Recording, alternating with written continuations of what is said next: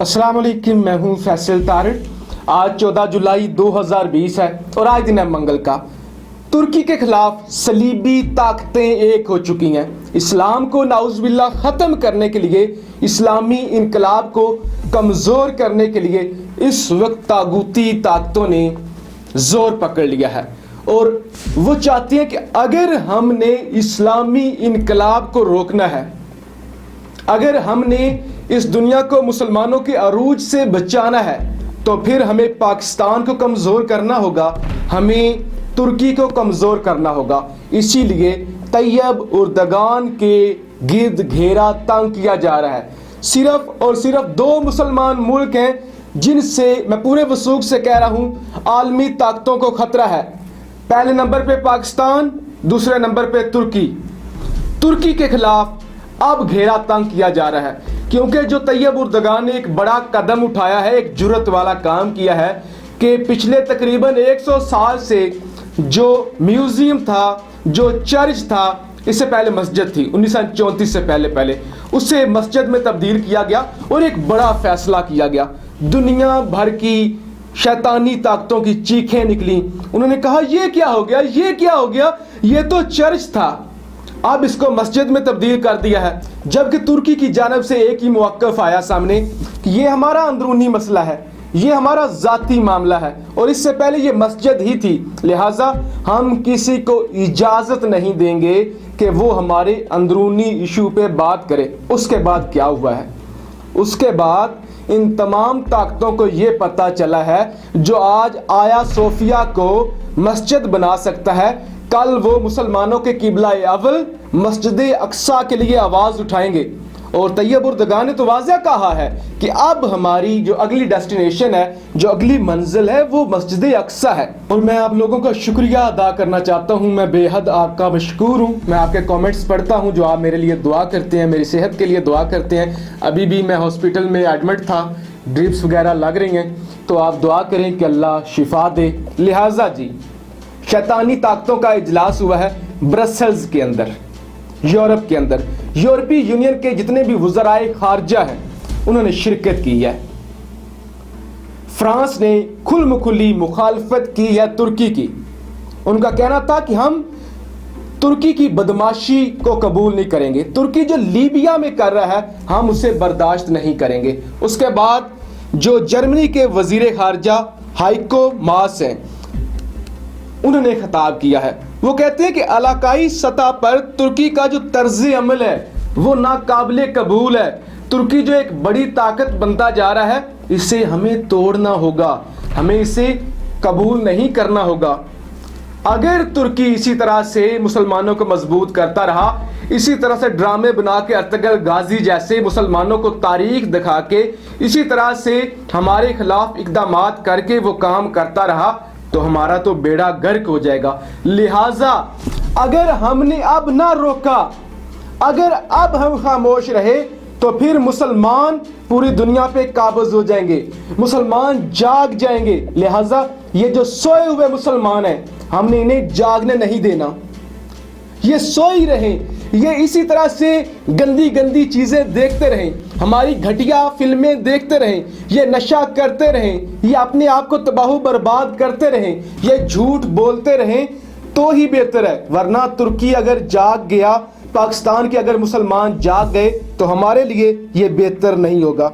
अब जो यूरोपीय यूनियन की कमज़ोरी है, जो उन्होंने इस इजलास में जो ब्रसेल्स में हुआ है बयान किया, वो कहते हैं हमारी जो सबसे बड़ी कमज़ोरी है वो तुर्की के अंदर 35 लाख से ज़ायद पनागज़ीन है, जिससे हमें यह ख़तरा है कि अगर हमने तुर्की के ख़िलाफ़ कोई बड़ा कदम उठाया तो 35 लाख वो यूरोप की जानब भेज देगा, फिर हम उनको कैसे संभालेंगे। लिहाजा ये कहना था यूरोपीय यूनियन के वज़राए ख़ारजा का, जो कि ब्रसेल्स में मीटिंग हुई है। इसके अलावा जो यूरोपीय यूनियन के ख़ारजा तल्लुकात के कमिश्नर हैं जोसेफ बोरियल, उनका ये कहना था कि हमें हर सूरत में मुसलमानों को रोकना है, हमें हर सूरत में जो लीबिया के अंदर तुर्की कर रहा है उसकी मुखालफत करनी है। हमें रूस और तुर्की के दरमियान जो लीबिया है उसे तनाज़ा नहीं बनाना। लेकिन मैं आपको बताता हूँ, ये इशू क्या है। लीबिया एक आज़ाद मुल्क था, मुअम्मर कज़ाफ़ी इसके बादशाह थे, उन्हें मार दिया गया। उन्हें मारने के बाद लीबिया को कमज़ोर कर दिया गया, जो कि एक तेज़ी से बड़ी ताकत बन रही थी। उसके बाद अब इस सब के पीछे जिनका मेन हाथ है, वो कहते हैं ना कि अपने ही गिराते हैं निशेमन पे बिजलियां। लीबिया के अंदर जो दहशतगर्दी हो रही है, लीबिया पे जो कब्जा करना चाहता है, वो सऊदी अरब और यूएई है। ये लोग चाहते हैं कि दंगे हों, फसादात हों, बगावत हो और हमारी पसंद की हुकूमत आए। और जब हमारी पसंद की हुकूमत आ जाए, क्योंकि लीबिया और तुर्की साथ साथ हैं, उसके बाद हम लीबिया से तुर्की को कमज़ोर करेंगे। अब हम तुर्की को क्यों कमज़ोर करेंगे? ज़ाहिर तुर्की तो मुसलमान मुल्क है, मुसलमानों के हकूक़ के लिए आवाज़ उठाता है, मुसलमानों के खिलाफ लोगों की मुखालफत को मोल लेता है।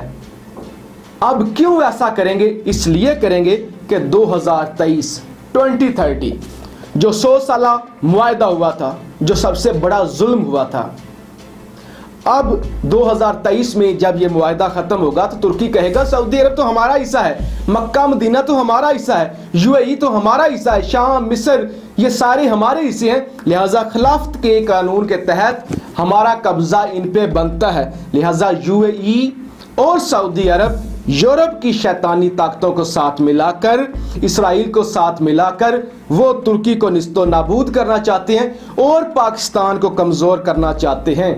क्योंकि तुर्की से भी जो बड़ा खतरा है इन शैतानी ताकतों के लिए, इन आप कह लें तागूती कुत्तों के लिए, इन गंदे लोगों के लिए, वो पाकिस्तान है। पाकिस्तान एक एटमी मुल्क है और अगर हमने इसराइल को तबाह करना हो तो हमारे सिर्फ 10 मिनट लगते हैं।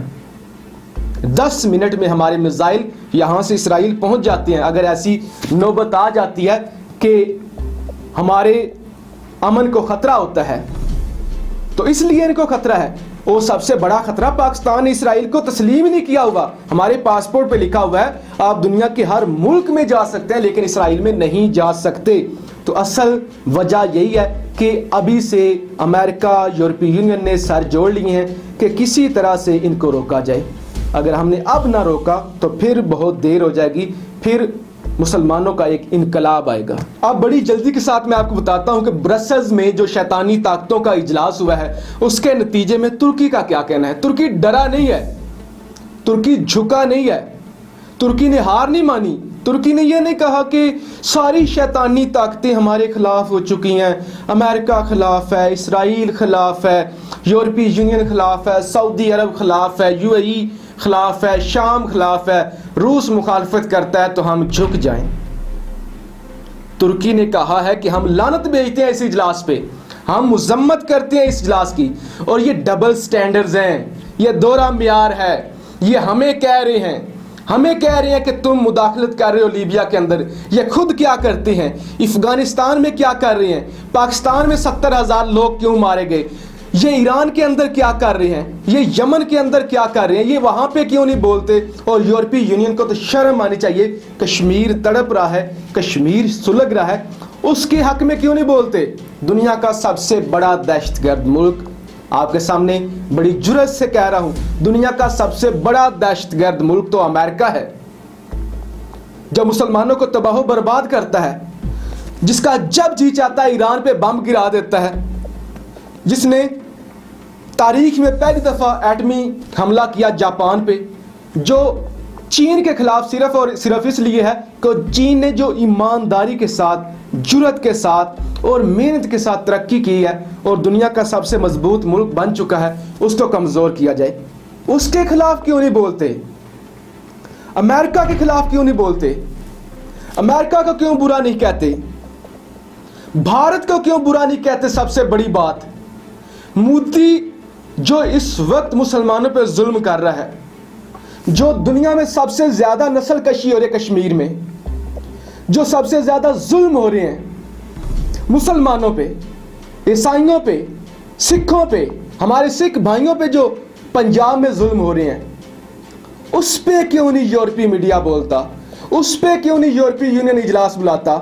आया सोफिया के बाद इन लोगों को एक बहाना मिल गया कि चलो जाओ जल्दी से तुर्की को कमज़ोर करो, तुर्की की मजम्मत करो।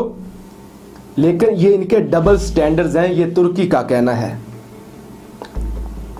एक शेर मैं अक्सर पढ़ता हूं अकबर अलाहाबादी का, कि अकबर ने सुना है यही याले गैरत से, जीना जिल्लत से हो तो मरना अच्छा। फिर हम टीपू सुल्तान का जिक्र करते हैं कि गीदड़ की 100 साला ज़िंदगी से शेर की एक दिन की ज़िंदगी बेहतर है। लिहाजा तुर्की ना डरा है ना झुका है। मैं आपसे वादा करता हूँ, और आप देखेंगे बहुत जल्द मुसलमानों का इनकलाब आएगा, बहुत जल्द इन लोगों की चीखें निकलेंगी। पाकिस्तान जिंदाबाद।